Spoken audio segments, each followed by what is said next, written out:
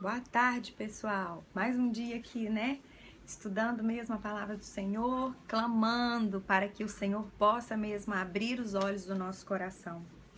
Sabe, amados, eu queria pedir perdão para vocês, porque às vezes eu confundo as palavras. Ontem mesmo eu estava chamando o comandante lá, o Cláudio Lízias, de governador, mas devagar a gente vai, né, clamando mesmo que o Senhor nos dê esse discernimento. E qualquer dúvida vocês podem me mandar em inbox, que a gente vai buscando. Mas a nossa dependência aqui é do Espírito Santo de Deus. É o Espírito Santo de Deus que precisa realmente abrir os olhos do nosso coração, para que a gente possa realmente entender as verdades do Senhor. Sabe, a palavra de Deus, ela não se discerne naturalmente, mas espiritualmente. Por isso, nós temos que entender que o justo, ele vive pela fé. Nós nunca podemos querer andar por coisas que vemos ou apalpamos, mas nós vivemos pela fé, porque Deus, ele é muito grande para que nós possamos compreendê-lo. Ele jamais vai ser disseminado no nosso pensamento, ele não cabe dentro do nosso pensamento, porque ele é muito grande, ele é muito poderoso, por isso que precisamos da fé, tá bom? Bem, Atos 24. Na verdade, o caminho, né, da igreja, ele já tinha realmente sido percorrido até aqui pelo próprio Paulo, quando ele chega ali em Jerusalém.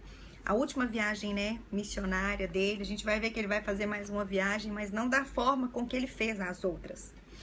E até aqui Paulo já tinha percorrido todas as grandes cidades, Éfeso, Corinto, todas as grandes cidades, Paulo já tinha estado nelas, para quê? Para pregar, ensinar a palavra de Deus, para que depois os próprios cristãos que ali nasceram fossem disseminando essa palavra. Faltava apenas Roma, que era a capital, né, do império, a grande Roma, e que Paulo realmente tinha ao seu coração de chegar até lá. E, gente, mais uma vez, o livro de Atos, ele não tem fim. A história continua. Como? Conosco.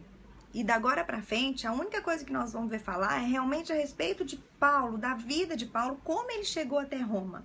Não da maneira que ele esperava, mas Paulo era tão conduzido pelo Espírito Santo que ele tinha tanta facilidade, gente, de realmente fazer, sabe? Ele era como aquela, tem uma palavra lá em João, fala que aquele que é conduzido pelo Espírito Santo, ele é como folha, né? Ele vai tranquilamente para o lado que o Senhor deseja, para o lado que o Senhor quer. E a gente vê isso, né, realmente na vida de Paulo. E Paulo escreveu a carta para os romanos, né, antes mesmo dele conhecer os romanos. Foi naquele tempo que ele passou 3 meses ali em Corinto, que ele escreveu Gálatas e a carta para os romanos, que realmente tem um plano de salvação ali maravilhoso para nós, que foi escrito ali para eles, né? Porém, quando ele chega ali em Jerusalém, nós vemos que ele é atacado pelos judeus ali da Ásia, preso, ele é acusado. Quando a multidão estava quase para o matá-lo, o comandante Lísias tira ele e manda ele para Cesareia. E quando ele chega ali em Cesareia, o governador Félix, esse homem, gente, era um homem muito mau. Até então, aqui no capítulo 24, nós vamos ver que ele sai desse governo porque ele sobe a Roma para falar. Eles chamam ele de tanta barbaridade que esse homem fazia ali. E quando Paulo tá para ser julgado ali, né, perante esse governador Félix, logo depois ele manda prender Paulo para esperar os acusadores dele chegar. E quando Paulo chega a Cesareia, e logo depois o sumo sacerdote aqui, Ananias, também ele chega, e o que eles fazem? Eles ainda levam um orador, que vai ali ser tipo de um advogado deles mesmo, para acusar Paulo, que era o Tértulo, né? E ele faz uma acusação terrível contra Paulo, terrível, terrível, chamando ele mesmo de peste, né? Falando que ele tinha feito muitas confusões ali no templo, nada disso era verdade, mas eles acusavam Paulo de uma maneira terrível. E Paulo faz ali a sua defesa logo depois da acusação de uma maneira muito calma, porque ele realmente fala a verdade, porque Paulo ele não tinha feito nada ali, nenhuma confusão no templo, que a única coisa que Paulo tinha feito ali era que ele estava santificando ali, oferecendo sacrifício e ainda ofertando para que outros judeus pudessem fazer isso com ele, declarando mesmo que ele era um fariseu, que ele estava sendo julgado, gente, porque ele cria na ressurreição dos mortos. Algo que os fariseus também criam, mas vocês lembram que os saduceus não criam e gerou aquela confusão? Mas aqui no versículo 16 existe algo que serve de exemplo para nós hoje, que precisamos citar, que fala assim: Paulo fala que ele procurava sempre ter uma consciência sem ofensa, tanto para com Deus como para com os homens. Amado, nós precisamos ter essa consciência diante de Deus e diante dos homens. Sabemos que nem sempre vamos agradar a todos. Isso é algo realmente impossível.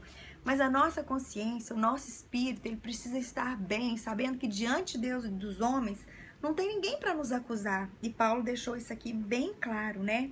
E essa audiência, onde o sumo sacerdote Ananias foi ali em Cesareia, que levou o Tértulo, o acusador, foi a primeira audiência de Paulo diante do governador romano. Porém, o que aconteceu aqui, amados? Quando o governador Félix viu que a única questão ali era por causa da lei dos judeus, ele falou, olha, eu não tenho direito nenhum, né? Isso não tá no meu direito de julgar a vocês. Então, eu vou chamar o comandante Lísias para me ver o que vocês estão realmente fazendo, porque esse homem, ele não é digno de nada.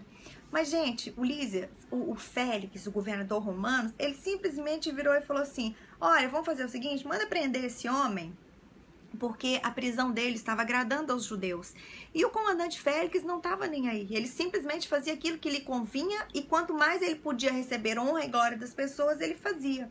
Mas ele foi bom para com Paulo, né? Eu creio que o próprio Deus tocou o coração dele, porque ele mandou prender Paulo, falou para eles tratarem Paulo bem, inclusive falou para ele ter liberdade, né, de receber os dele na prisão. Mas, gente, Paulo ficou ali 2 anos preso, sem nenhuma condenação certa, né? E o Félix simplesmente deixou ele ali. Mas olha o quanto Deus é maravilhoso. Mesmo ali na prisão, a palavra de Deus fala que aquele governador e sua esposa, Drúzila, eles iam, né, ter com Paulo. Amados, Drúzila, ela era filha de Herodes, aquele governador que matou Tiago à espada, que nós vemos lá atrás, o apóstolo Tiago. E ela tinha casado com um rei e simplesmente largou esse rei e veio morar com Félix. Ou seja, a união deles era algo que realmente estava totalmente errado, como naquela época lá da Herodias também. Mas Paulo andava tanto na verdade, gente, que quando o Félix e a esposa dele ia ter com eles, Paulo pregava justiça para um governador injusto, Paulo pregava domínio próprio para um casal que vivia de uma maneira totalmente irregular, e Paulo pregava o juízo vindouro. Só que quando ele falava do juízo vindouro, gente, Félix ficava apavorado, e ele falava, olha, eu não quero te ouvir mais. E ele saía. E Félix falava, não, quando eu precisar eu te chamo novamente. E Félix, gente, ele era tão corrupto que ele esperava que Paulo viesse e desse dinheiro para ele, porque Paulo, quando ele chegou em Jerusalém, na história diz que ele tinha recebido herança de seu pai, ele tinha trazido ofertas, sim, dos irmãos, e Félix ainda tinha esperança dele tentar subordiná-lo, né? Mas não, Paulo realmente agia conforme, né, a vontade de Deus. E logo depois ali de 2 anos preso, quando a gente vai para a história, fala que Félix foi chamado a Roma diante das coisas que ele fazia de errado, e logo depois disso entrou um outro governador no lugar deles, que era um homem que se chamava Festo, que esse era um homem bom, né? E nós vamos ver aqui que logo depois desses 2 anos, quando Festo chega ali, entrando na província ali que ele foi governador, o que acontece? Ele vai dar a oportunidade para Paulo fazer a defesa dele. Porém, né, o sumo sacerdote, os principais lá dos judeus, eles vão estar ali junto. É o que nós vamos ver amanhã no capítulo 25, se Deus quiser. Amados, guarda isso no seu coração, que a sua consciência possa estar tranquila diante de Deus e também diante dos homens. Ainda que eles pensem o contrário a seu respeito, o que importa é que o Senhor conheça o nosso coração. Mas ande na verdade com Ele, porque vale a pena. Porque Deus é um Deus tão lindo, tão maravilhoso. E Ele honra as verdades do nosso coração. Deus te abençoe. Até amanhã. Vamos ficar firme e chegarmos ao final, tá bom?